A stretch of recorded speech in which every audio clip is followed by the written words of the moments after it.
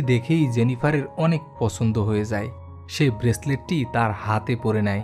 হঠাৎ করেই সমুদ্রের আবহাওয়া খারাপ হয়ে যায়। প্রকাণ্ড সুনামির ঢেউ পাড়ের দিকে আছড়ে পড়তে থাকে। ভারী ঢেউয়ের মধ্যে জলপরীটি আটকে যায়। সে ঢেউয়ের সাথে ভেসে ভেসে সমুদ্রের পাড়ে চলে আসে। জেনিফারের জ্ঞান ফিরে আসলে দেখতে পায় তার লেজ গায়েব হয়ে মানুষের মতো পায়ে পরিণত হয়েছে।